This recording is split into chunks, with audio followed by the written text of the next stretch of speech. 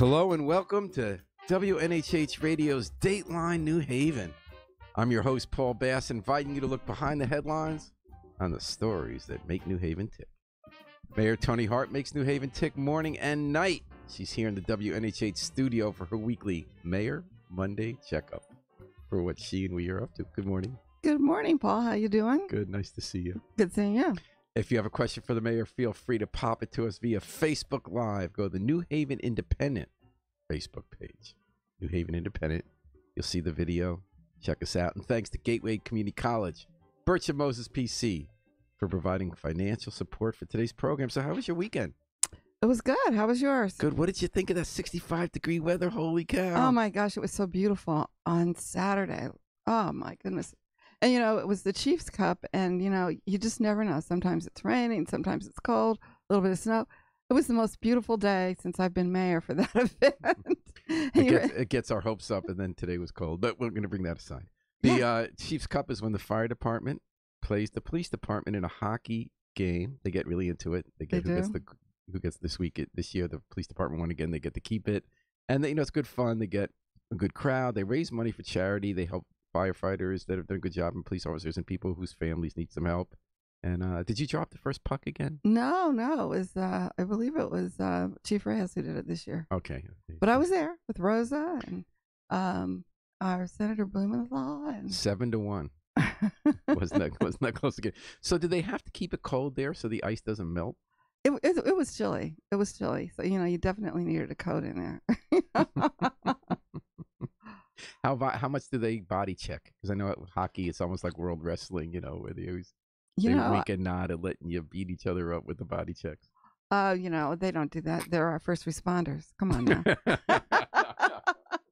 And the one serious point to all this is that it does cause a problem in cities where the fire departments and police departments don't get along, and it's a real thing.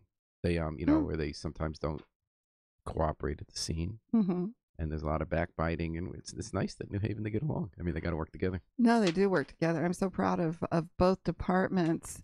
Both the police and fire are distinguished, not just here in our city, but not just in our state, but nationally. So I'm really proud of both of them.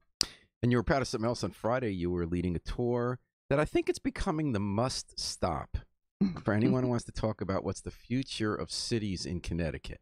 It seems like everybody from all over the state stops at this miracle happening at the off of I-91 on State Street at the beginning of Fairhaven. Yes. I didn't remember what exit. Thank you. Exit 5. But it really is something how fast that happened, because you remember a year ago they were just still talking about building it, right? And now it's all full of all these companies. We're talking about District, right. And it's an old Connecticut bus terminal. It was polluted, got cleaned up. They built this whole kind of Silicon Valley type tech campus with all the cool stuff like the brewery and the boat launch, but also all these high-tech companies, dozens of them already, creating lots of jobs, and they're working together, and side businesses that work for them, like I forget which major law firm has an office just based on tech startups. So you were leading a tour this time, because this is the old hat for you for now. You and David Salinas were leading a tour for the new state chairman of economic development, David Lehman. This was Friday afternoon. Right. So what was that like? Well, it was really exciting. First of all, I remember when I first became mayor and I met with David Salinas over across the street at Digital Surgeons. I used to see the sign Digital Surgeons, and I'm like, what does that mean? I had the same experience. I said, it sounds cool. Yeah. But do they do laparoscopic? Yeah. What do they call that? Laparoscopic? Yeah, surgery, laparoscopic. Yeah, I think, is that what it is? Yep. It was in that big Robbie Lenz swimwear building, and they started up a business there, yeah. So I went over to meet with them with Andy Wolf, and they told me about their vision for across the street. And so then we went out to get the building. It was a state building, and it was transferred to us. We were then able to, we had a bit of a competition. There was a Kohl's that wanted to go there. And a Kohl's? Yeah. I thought they wanted the supermarket there. And, Kohl's too, evidently. So there were, wow. Yeah. And so we made a really good decision. Well, that was a couple things interesting to me about that decision. And we're talking about the way a city can change in such a short period of time. Right. That's reflective of how much else has been built up in New Haven. Like right on the other side of the highway, you got the Corsair, old factory built onto for this filled up. It's already sold once because it's so full. The nice place to live there. Right. So a couple things happened. So you're talking about the Robbie Lynn factory, and across it was this kind of empty, deserted land, classic definition of a brownfield. And you had a process. You had people weighing what kind of people wanted to build there. Right. And there was an old school and a new school. There's a guy who owned that Robbie Lynn factory from New York, and you'd had problems with him at other properties. And he felt he should get that. At the time, I remember when the meeting I went to talk about a supermarket, but I guess a Kohl's, that's kind of interesting too. And then you had this team of local entrepreneurs. And actually, Chief Esserman wanted it for the new police department. Oh. So there were a lot of folks that wanted that. That was interesting. Yeah. And then so you kind of had old and new, because in the old days we would have said New York developer, lots of money. Mm-hmm. Let's just do some big box there. And then you had this team of local entrepreneurs who had been successful. Digital Surgeons is actually a digital media company. They do marketing, and they have all these Fortune 500 clients. I forget if it was Coke or Pepsi. All these other people hire them around the world, and they built their company in New Haven, started in Fairhaven, over by the water. And you made a gamble on a bunch of New Haven entrepreneurs to do jobs of the future type stuff. Right. And boy, did that take off in the end. First of all, the guy across the street from New York said, "Oh, I don't get my toys. I'm going to pack them up and go home." And he screwed you on some other property too. Remember, on Church Street. So it's good you didn't go with him. But it really, not a nice guy. But it really paid off because they've got millions of dollars in investment from the founder of eBay to do this Halliburton school. Right. Which trains people who didn't do great in classroom learning, but they don't have to pay any money up front to do this intensive course to become computer coders and get computer jobs with kind of different way of learning, and they don't pay it back till they get their jobs, which average close to $100,000 a piece after.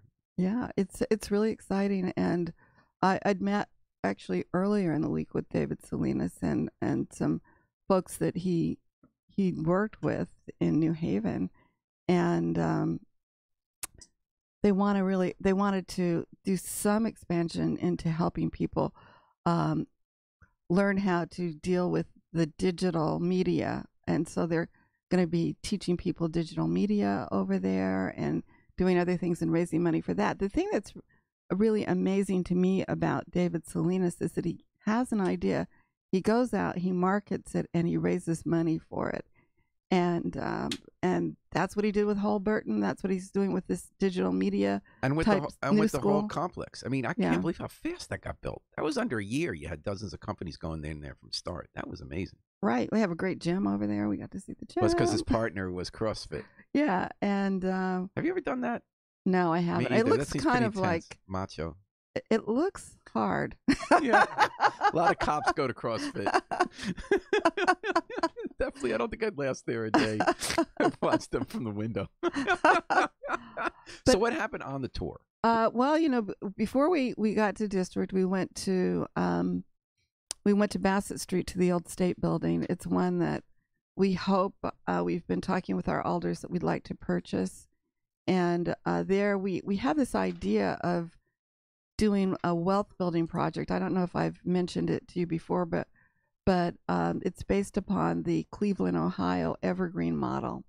And basically one of the things we want to do in that building, because it's 40,000 square feet, so it's a huge building, is to build a laundry there that will ultimately be owned by the employees, not the employers, the employees. And we are working on a relationship with Yale New Haven Hospital to take some of their millions of tons of laundry. Right now, they send most of it out of state. I mean, close, to New York, New Jersey, but it oddly goes out of state. And we thought if we could build the capacity here and have it be wealth generating, which means that you will start out making a livable wage, but over time, as you sort of save money, you will become an investor, and ultimately all of the laundry will belong to the workers. So would that So be we for the started whole there. plant? Is that the whole plant, or No, that's a portion of it. And then the other thing is that's that a really good idea? yeah, we're excited about it. It's worked in Cleveland. We think it can And is work it a there. laundry there? It is, and it's expanded. This laundry, if we do it, will start with between 28 to and grow to about 140 employees. The same was true of Cleveland, and they started out actually doing nursing homes and tried to get the two hospitals there. You know, they have Cleveland Clinic and University Hospital, and they too were sending their laundry out. And so now, after they've done it for about 4 years, they're doing all of the laundry for both facilities. And What was Cleveland Clinic? What was the other one? University Hospital. Because you have Gaylord. I don't know where do they send theirs. Gaylord Hospital in Wallingford. Yeah, there's Gaylord. There's they're right off the Merritt there. Milford. So there are a number. And nursing homes. And nursing homes. So there's a real market for that. What an interesting idea. And we thought that we were poised very much like Cleveland, although it's a much bigger city. But we have the fourth or fifth, depending upon who you talk to, largest healthcare delivery system in the United States here. And so we thought we could do something similar. And we don't have to take all their laundry business, but a chunk of it. And over time, we hope to grow to take most of it. So how would it work? Would you'd get state money to purchase it? Like, well, can the state give it to you? No, because it was never owned by the state. Oh, really? That was where welfare was. Yeah, it was right by the canal trail. So right, pretty good for commuting. Oh, absolutely. It was it was owned by an independent owner. We've been working with them. We believe that we have gotten a good price. And how much are they asking? Right now, I don't remember because there are a bunch of numbers in my head, but they started out over almost $3 million, and we think we've gotten them down significantly. And would it be run through your small business operation, through your economic development administration? Who would you? You know, I think that ultimately we're working with livable cities. LCI would do this. To sort of like purchase the building and figure out what else goes in the building. Is that 200 Bassett? I don't. Yeah, I think 250. I think I don't know, but it's right on. It's right. Not on the corner because, as you point out, the Farmington Canal is right there. Yeah. And then there's right on Dixwell and Bassett. I think there's a little car place where they fix cars. And then... And Nate the Snake's pretty nearby there. I think he's close. I'm sorry, Jake the Snake. Well, he stole Nate's name. He went with Jake. Yeah. Okay. But at any rate, we're excited. The other thing that will probably go in that building is... a community development organization for that area. So you'd look to start a new one like Hill Development Corporation, that kind of thing? Mm-hmm. And again, in the past, what the city's done in decades past is they encourage local people who care about their neighborhood to start these community development corporations, and they have a good relationship with the city. Is that the kind of idea you're doing? It's the same idea, and it's sort of like now the one that we still have is Dwight. And if you will recall, they were the ones that built the Montessori. They built the Montessori, but everybody forgets that they built the first supermarket in a basically an urban desert. So all the other ones are gone, huh? I remember Hill Development Corporation. I remember West Hills. Remember Jackie? I forget her name. Daniels. Jackie Daniels. Yep. There we go. You and I do have these we have these in our memories, mind. Right? Yeah. We showed up the same stuff when they'd be talking. And there was one, I believe, in New Hall. Well, Dixwell was Pete Gray. Is that gone? Dixwell Development Corporation? I think it's gone. Yeah. And there was New Hallville, too, I think. New Hallville had Freeman. One. I can't. Was it Holloway? Yes. All right. You're firing on memory today, Tony Hart. So are you looking for the state to give you the $1 million or $2 million to buy the building? You know, I think that we've put together the resources from a number of places. Like public-private? Or? No, mostly public. So... And I think the state will give some, and but all of the money's already been, we've already gotten the money. So okay, so we just need to get the approval from the Board of Alders. Wow. So when is that being submitted? I think maybe today they'll consider it. Wow, maybe. Big news. You know, but that's so much. Do you have a name for the laundry?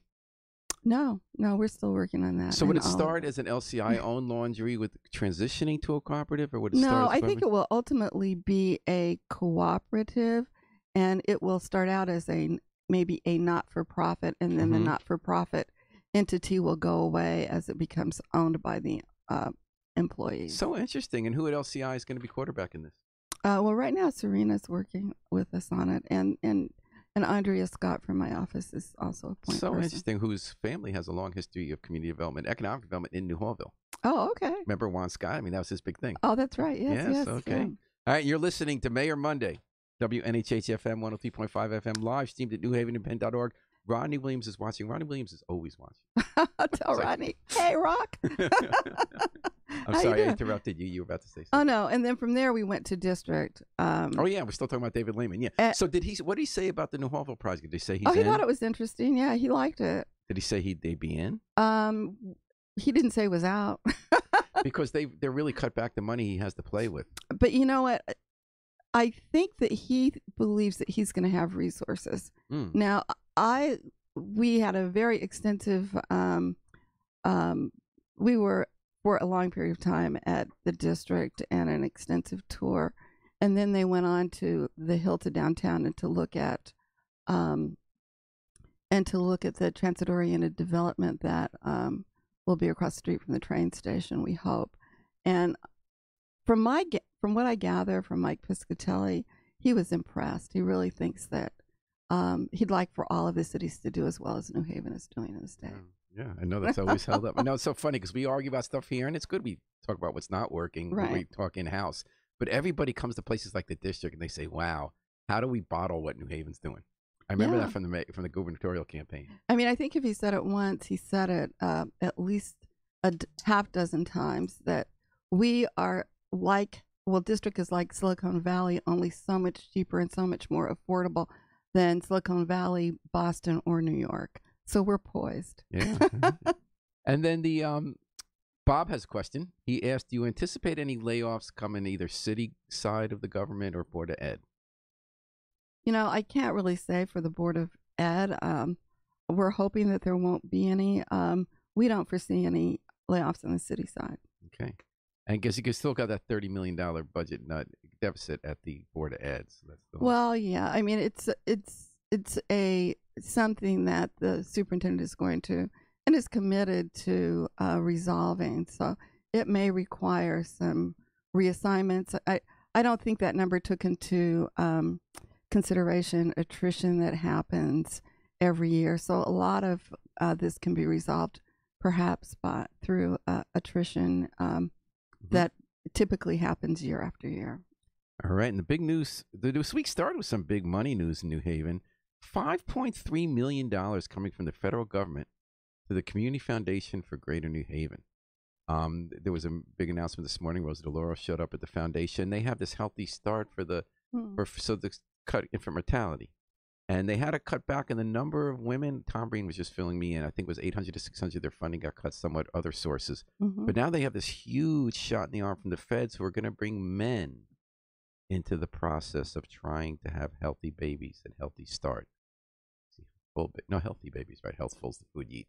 And that they think that men play an important part of having planning for arranging all the tasks you need to when you have the baby before and after, and setting up childcare and stuff like that. I've really seen it with my son.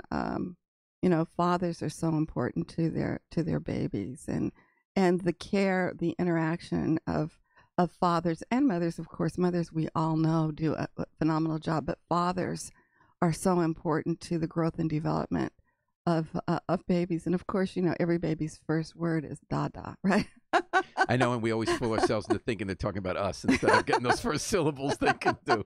Although they are talking about you. My first kid's first words were, although when she came out, she looked right at me when I said her name, because I used to argue politics with her when she was in the womb.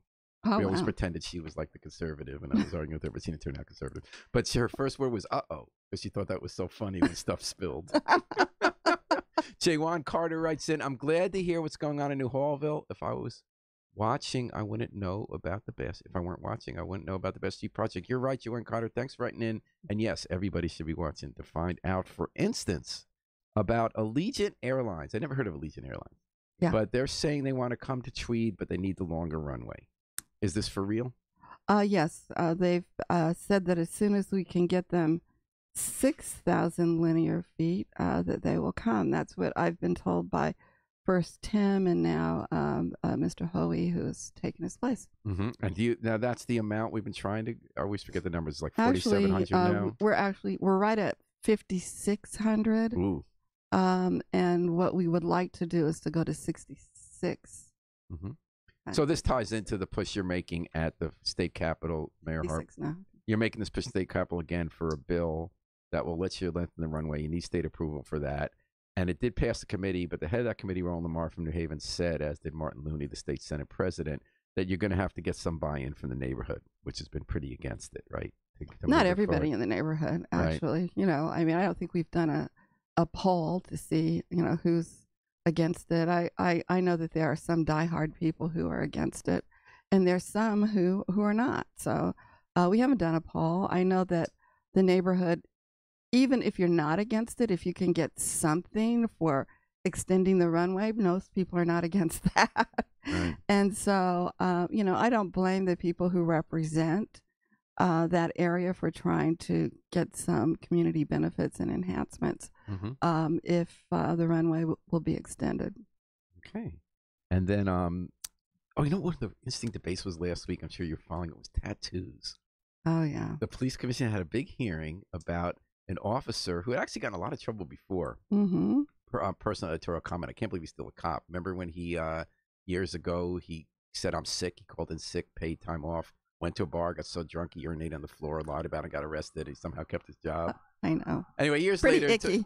Anyway, right now, so he's back. No, he kept his job. And now he's saying he's being discriminated for being a white male or just a male because he has tattoos, not just all over his body, but he's added them on his neck and his face. So the people who run the department say you can't have them on your face.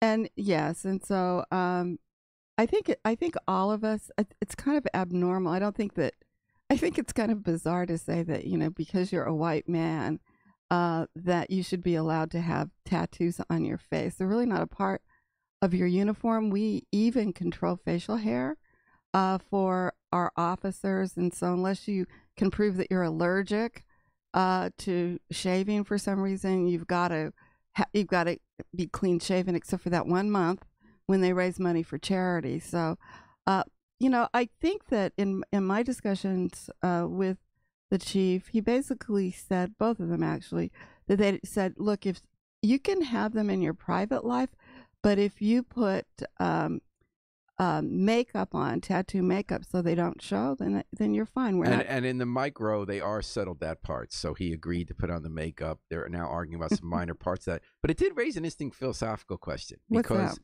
Well, what line do you draw? Because there are definite rights for them to regulate how you look. And there's definite rights of free expression.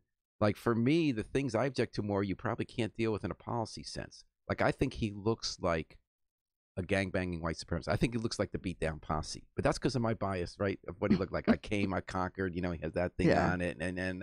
But you got to kind of be consistent, right? Because people do have First Amendment. You can't say regulating what speech, although you can have a Nazi swastika on, you know what I mean? Right. I think that one of the things that the department has to do and the Board of Police Commissioners is to have a policy that is written and approved around facial tattoos. I mean, as a woman, and I know that, one police officer said to me, well, women tattoo their eyebrows, but it looks like a regular eyebrow. It's not. Yeah. It doesn't look like a word across your forehead. I don't know. That's so strange. There are fine points there. There are fine points in its cultural and changes. Yeah. It was very interesting, I thought. So, and that got tied up in the whole thing about who's the new acting chief. Are they giving a hard time to Tony Reyes because he's the acting chief who was following up on Anthony Campbell's move for the dismissal?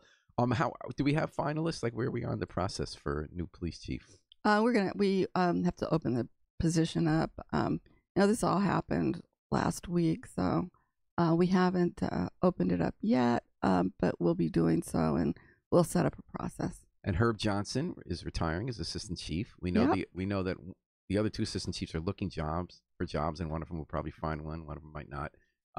What does that mean for number of assistant chiefs? There's a lot of debate. We used to have one assistant chief in department for decades. Then we went to 4 because of a corruption scandal with the advice of a national group. Right. Yeah, we're trying to cut the Police Executive Research Forum. Mm-hmm. I think I got that. I think you got it right, yeah. Yeah, but you remembered Freeman Holloway and what was it, Jackie? Daniels. Yeah. Wow, that was good. I mean, we're talking 80s. All right, so so what so where was I? Oh yeah. So what do you think about that question of 2 assistant chiefs, 3, 4? Where are we looking at? You know, I honestly think we need the 4, and because of the way that we're set up.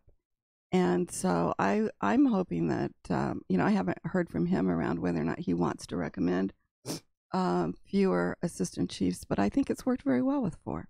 Okay. And then let's see what else. State Street underpass every once in a while. I'm talking closer to downtown, near the Bangkok restaurant, near the I-91, you know, near Bradley Street.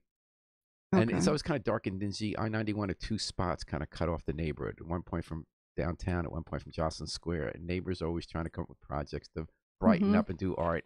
And the ECIC, Elm City Innovation Collaborative, your old aide Michael Harris went there, and Right. they're giving out money for projects, and they gave $7,500 matching dollar grant to the Upper State Street Association. They want to do a lot of bright art and more permanent this time that won't easily get worn away with the weather, and put lighting in there. I don't know if you're aware of that one. I think it's really great to put lighting in. I know that even as we sort of look at what we want to do to with the hill to downtown work that we're doing on the road, that we're going to lighten up the underpass close to the train station. Well, yeah, that one too, right? What was that site projects? Right. SITE. And so I do think it's important. We have a lot of those. People want to walk through them, and to the degree that we can light them up and we can find the resources to do so, I believe that we should. I think it's And I'm a a public sucker. safety I'm a issue. sucker for the public art part of it. Like, Yeah, I really like the one at Jocelyn Square. It's neat. it They is. got some good people for that. Yeah. So I think we should do more of that, and I honestly think because these overpasses are states, that the state should actually help to pay for it. All right, there we go. You're not getting an argument on this in here on Mayor Monday, 103.5 FM live, cnewhaven.org. That's just a few minutes to go here today. We have an abbreviated version today. I love watching where Mike Harris goes. You know, over the years, we watch these young people come out of Yale, get very idealistic about government, they catch the bug. And then they go on to do other things. Something like Stephen Pryor was the policy aide to Johnny Right. Stefano, who became state Rhode Island education commissioner, and Newark top aide. I remember Julio Gonzalez. And Mike came and did a lot of work for you, and now he went over to ECIC to work on innovation projects and tech startups. It's kind of neat to watch. No, he does a good job. He's a really smart man. Yeah, a lot of energy. I love the young Yeah. folks that have the energy. Jaywan Carter says the PD has cliques who can serve an agenda that does not benefit the collective of residents. We need chiefs who understand we need opportunities. Thank you, Jaywan, for that comment. Sean Madison, so your chief administrative officer you wanted, under new rules since 2013 referendum, your top picks have to be confirmed by the board alders. They said take a hike. They didn't let you confirm Sean, so his acting chief administrative officer gig came up. He put in a resignation. I'm hearing little buyer's remorse from the alders. They think he ended up doing a good job. Is there any chance you're going to be bringing that up for one more vote? Well, you know, one of the things that we don't want to do is to have a vote and have him voted down and embarrass him. He's the consummate professional. I think that he's done a really good job as the chief administrative officer. So what we hope to do is to work with the board to determine whether or not the votes are there. And if the votes are there, I'll resubmit his name. So have they given you any indication?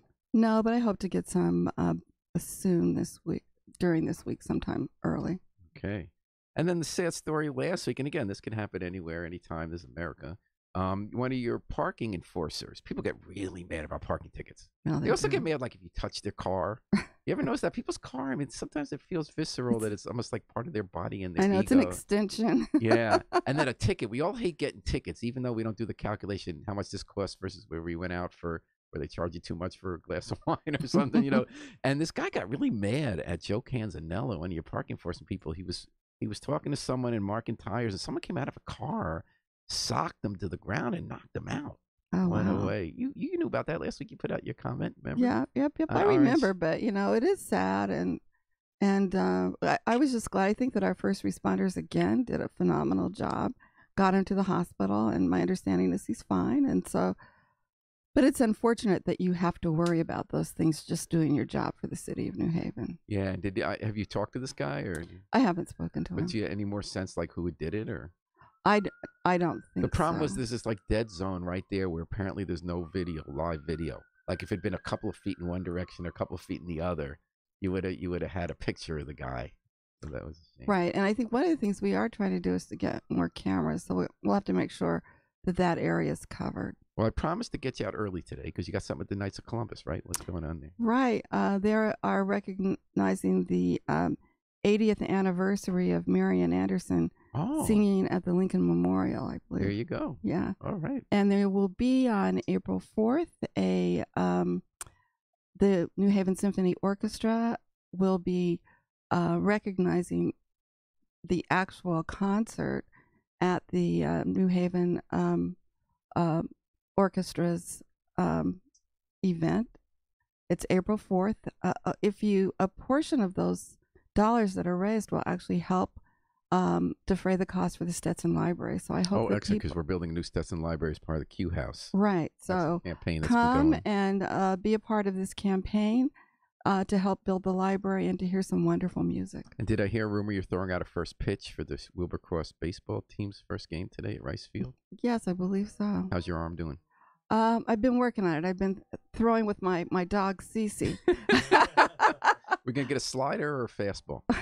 You know, I'm just going to try to get it over home base. All right. Well, Mayor Harp, thanks for coming in for Mayor Monday on New Haven Independent, WNHH-FM.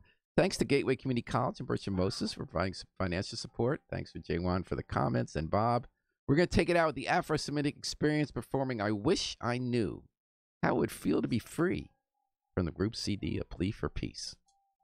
This is Paul Bass inviting you to fly free with us all day and all night long here at WNHH, New Haven's home for community radio.